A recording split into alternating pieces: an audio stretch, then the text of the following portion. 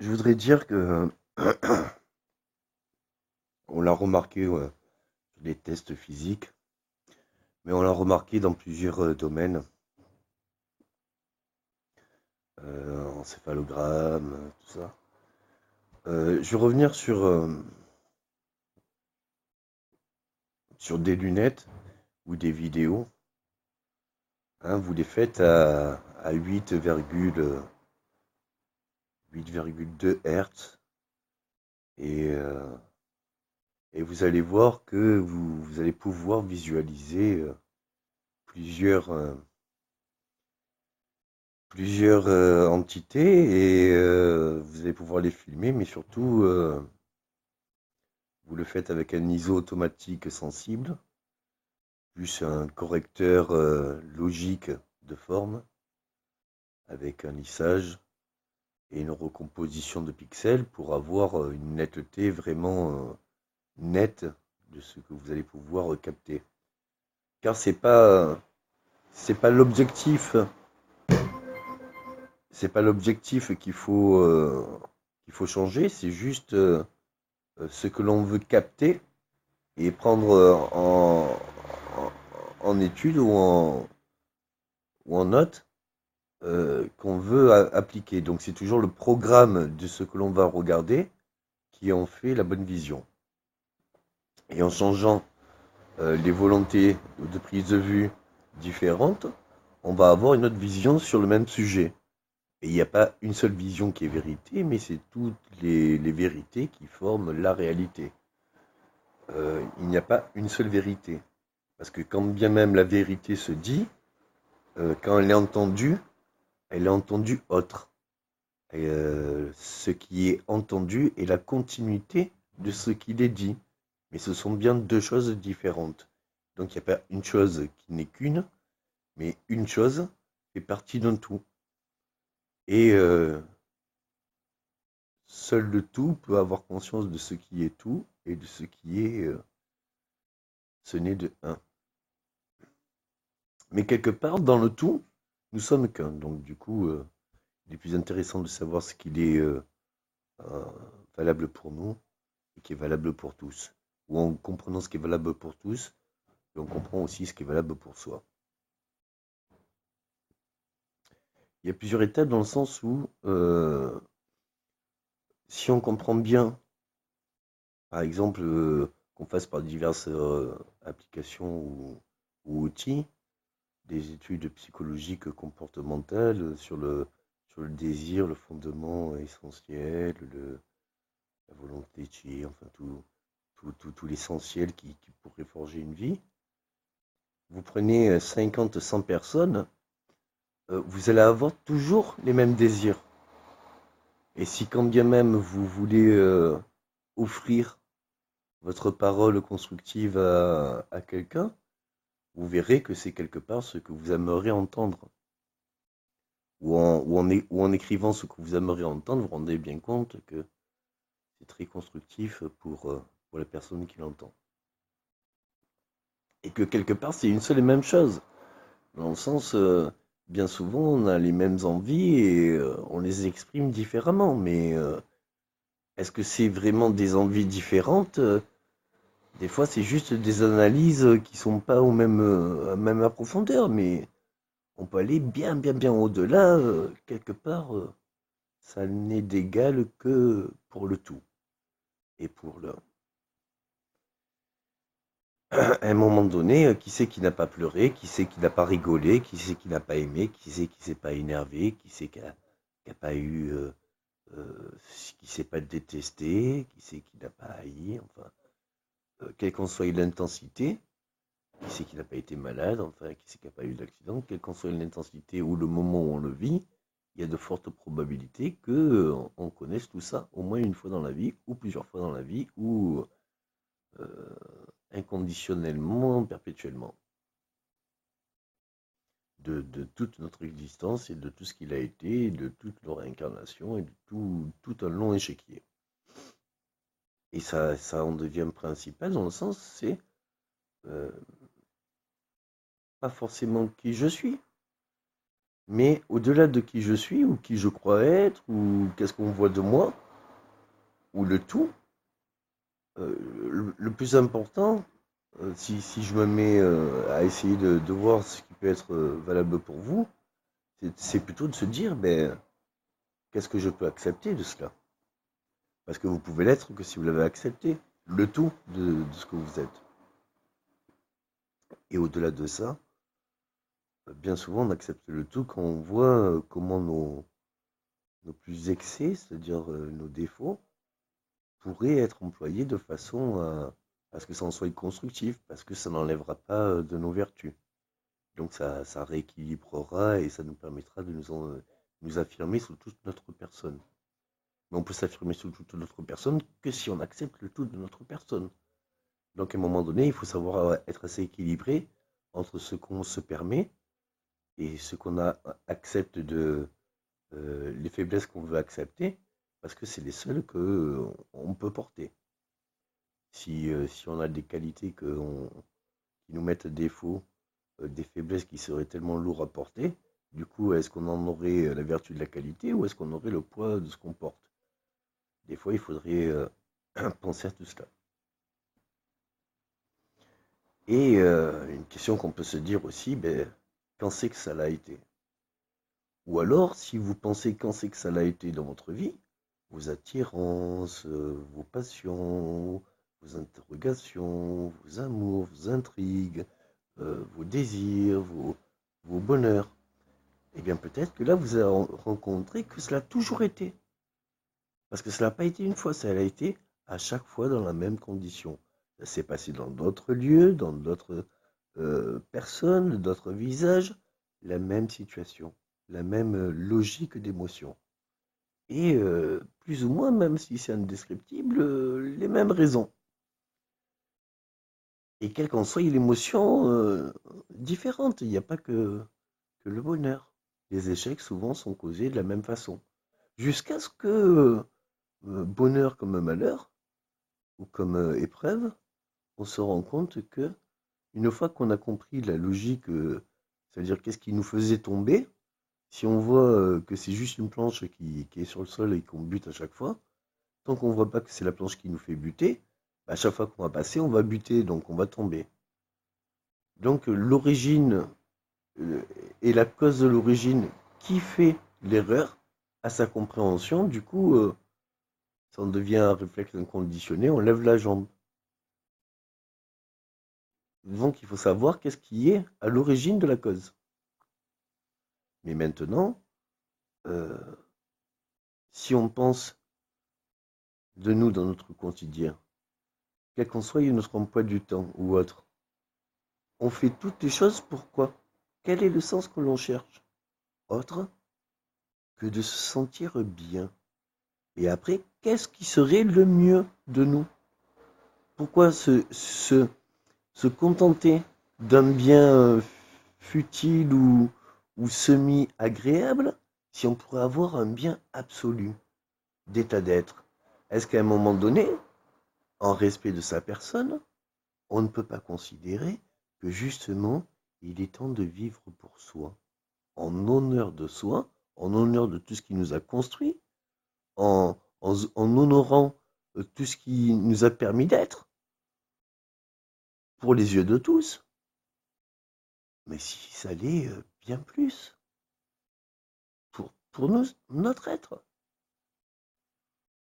On a tous envie de se réaliser, de connaître, de s'enrichir, de comprendre, d'évoluer, d'essayer de se pardonner, d'essayer de comprendre comment on peut pardonner les erreurs d'autrui, comment ça peut nous servir, comment se relever de nos échecs, comment aller vers les réussites, comment aller vers de nouvelles évolutions, comment ne pas subir demain. Si nous avons les bonnes attitudes ou les bonnes réflexions aujourd'hui, demain on récoltera les fruits que nous créons au jour d'aujourd'hui. Et il y a conscience aussi que tous les fruits ne sont pas forcément agréables à manger. Donc la volonté profonde de qui je veux être pour savoir ce que je vivrai demain est toujours et se doit de conscience de quel en est le seul, le seul but, parce que qui n'a pas de but ne peut faire. Donc quel est le seul but que je veux, quelle est la direction que je veux prendre et jusqu'où je veux marcher pour me dire que c'est ce lieu que je voulais aller. Où c'est que je veux m'arrêter? Il arrive un moment donné où c'est vraiment dans l'essence même de ce qui me porte. Je suis porté par la vie, donc c'est la vie qui me porte. Mais quand je dis la vie qui me porte, est-ce que c'est la vie qui me porte ou est-ce que c'est moi qui porte la vie, qui a conscience que d'un coup, ce que la vie nous apporte? Est-ce que consciencieusement, au-delà de notre psyché, réflexion, attitude, tout cela, ce qu'est la vie, c'est-à-dire les émotions, les vibrations, les sensations, est-ce qu'à un moment donné, la génétique, tout ça, est-ce qu'à un moment donné, ça n'a pas plus, ça n'a pas plus de force que ce que peut comporter l'esprit? Est-ce que l'esprit se comporte de façon à étudier ce qu'il découvre de chaque jour, en l'ignorance de ce qu'il comprendra demain? Ou est-ce que c'est parce qu'il analyse que justement il croit que cela vient d'exister? Ou est-ce que cela a toujours existé, c'est juste qu'il vient de le nommer? Est-ce qu'on peut considérer que nous sommes juste en recherche de notre compréhension? Mais nous ne pouvons pas avoir compréhension, puisque nous sommes dans la recherche. Nous ne pouvons pas dire que la recherche est finie, puisque même à la fin n'est qu'une une fin d'une logique, parce que l'évolution de la pratique nous a offert, avec le recul, une logique opposée qui faisait que ou on arrêtait l'action, ou alors on a modifié l'action, c'est-à-dire qu'une fois à la fin de la logique, on a étudié une nouvelle logique qui était plus complémentaire. Qu'est-ce que nous cherchons le mieux? Être heureux. Mais si nous n'avons pas conscience qu'en fait, on est heureux, c'est juste qu'on n'a pas conscience. Si on ne travaille pas et que juste on essaie de vraiment chercher, par exemple, ce que l'on peut donner à tous, ce qu'on aimerait tous savoir, et qu'on étudie, ou qu'on fait quelque chose que vraiment ça nous intrigue, que vraiment ça nous tient à cœur, que vraiment on est fait pour ça, quoi, ou qu'on recherche à quoi on est fait, et qui dit que ça, c'est pas mieux faire? C'est pas parce que c'est fait différemment que ça a de toute autre nature ou valeur ou sentiment, que c'est moins pour autant. Est-ce qu'à un moment donné, on doit faire ce qui est bien vu, logique, selon des logiques d'une société? Ou est-ce qu'on doit faire plus ce que l'on ressent et rechercher qu'est-ce qu'on veut ressentir? Et on veut vibrer pourquoi? À un moment donné, je crois que par l'âge ou par le recul, par l'expérience, je ne sais pas, dans la continuité peut-être de réflexion, on prend bien conscience que c'est pas forcément de faire. Rien que de penser à comment serait le mieux de faire serait déjà quelque chose de bien. Et des fois, le mieux de faire, c'est de ne pas faire. Parce que dans notre plus grande, quelque part, réflexion sur tout ce qu'il a été de construction et de réalisation et de création, on s'est rendu compte aussi que ce n'est pas forcément la réalisation et la création qui étaient importants. Il y avait peut-être plus de jouissance juste dans la réflexion de création ou de désir de création. Et la recherche était plus importante, était plus enrichissante, puisqu'elle était en développement. Et on ne savait pas jusqu'où ça allait développer. La réalisation, c'était la fin du développement. Et à la rigueur, ce qui était plus intéressant, c'était de finaliser le produit fini. Parce que ou sinon, ça s'arrête là. Et après, on se dit, bon, ben ok, ouais, on a fait ça. Mais le ça, on n'en est jamais satisfait. Alors que de chercher tout ce qu'on pourrait faire, ou ce que l'on pourrait devenir, ou ce que l'on pourrait désirer apporter. À un moment donné, ça dépasse même de ce qu'on aimerait. Comment vivre ce que l'on aimerait pour sa propre personne ou ses propres intérêts, si on peut vraiment apporter quelque chose qui puisse être d'un tout autre intérêt, mais qui dépasse toute logique, enfin, tout le concevable. Parce que quelque part, on se voit bien que tout ce qu'il est finalement au plus profond n'est pas de acquis d'une personne. Le soi n'est pas d'une personne. Mais toute personne a un soi. Et à un moment donné, quand on voit le soi de la personne, le devenir d'une personne, on voit, on voit bien sûr tous les traumatiques, mais on voit le bonheur absolu de les avoir. Parce qu'on voit à quel point on pourrait en faire toute qualité. Et en plus, on voit toute vertu. Donc à un moment donné,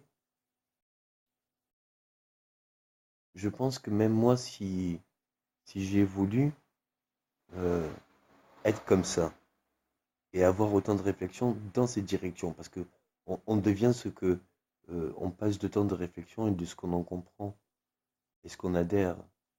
Et à un moment donné, si j'ai voulu chercher toutes ces réponses, c'est parce que quand j'en avais plus aucune, il y avait quelque part quelqu'un qui me donnait des réponses. Et je me disais que des fois des réponses pouvaient redonner tout sens à une vie. Et que je constatais qu'à ce moment, je ne trouvais plus sens à ma vie. Il y a, au-delà de toute sa personne et de l'ego, et quel qu'en soit le, la grande sphère et le rayon que cela porte, il y a un moment donné, même si c'est en 3D, on, on revient toujours à avoir fait le tour. Et il n'y a pas plus décevant de se rendre compte que si ça ne tient qu'à sa personne, ça ne tient à rien. Car il est poussière, il redeviendra poussière. Donc à un moment donné, on se dit que le tout doit se donner au moins pour une personne. Et après, c'est vrai qu'on se dit pourquoi le donner à une personne quand on peut le donner pour tous. Euh, Surtout qu'on voit que c'est latent pour tous. C'est-à-dire que vous avez une force magnifique. Quand je vois un peu la nature même de la femme, n'a pas conscience qu'elle porte la vie. Aux yeux d'un homme, c'est toute sa force. Il pourra avoir plusieurs femmes, il les aimerait toutes pour ce qu'elles sont. Et ça pourrait être tout différent. C'est pas pour autant que c'est moins intensément. Et, euh, et je ne doute pas que mesdames ont eu plusieurs hommes. C'est pas ça la différence. Au contraire, c'est bien plus de charme. Mais maintenant, euh, si nous, c'est pas parce qu'on conçoit les choses différemment et plus différentes que c'est pas pour autant que qu'elles sont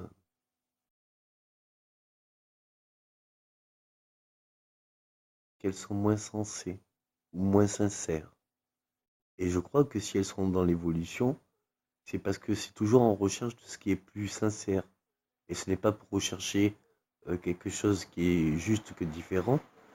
C'est juste pour voir ce qui peut être plus euh, euh, intensément.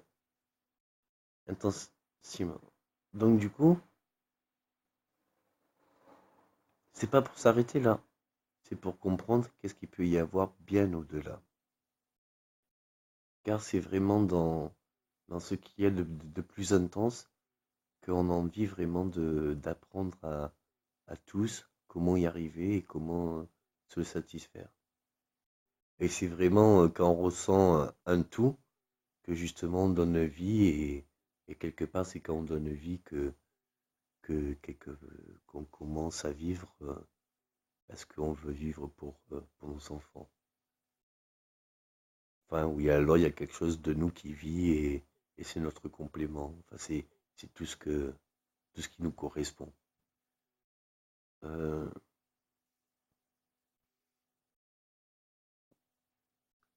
à un moment donné, bien avant de se concevoir une famille, ou pendant ou après, qu'importe, du moment qu'on le fasse, il est important de se rappeler ce qu'on aurait aimé et de se pardonner de ne pas l'avoir vu plus tôt parce que quand on sera à notre âge, des fois c'est long de se dire que ou de se rendre compte que des fois on a fait pratique de tout chemin délicat pour se rendre compte que il y avait trois quatre marches de l'autre côté qui étaient bien plus accessibles et que c'était pas la peine de faire ça, quoi. Et qu'à la rigueur, on en revient au point de départ, c'est-à-dire qu'on se rend compte que la seule chose qu'on voulait faire, c'était ne pas faire. Donc, est-ce que c'est désirable? Des fois, ne rien désirer peut être souhaité, surtout que quand on vit ce que l'on désire, on se dit, finalement, j'avais pas conscience du parcours, ou alors j'avais pas conscience de ce que je désirais. Bref, on est souvent insatisfait de son propre réflexion ou ce que l'on vit comme vision. Et on a toujours envie de chercher si c'est une illusion ou si on en persiste ou si c'est une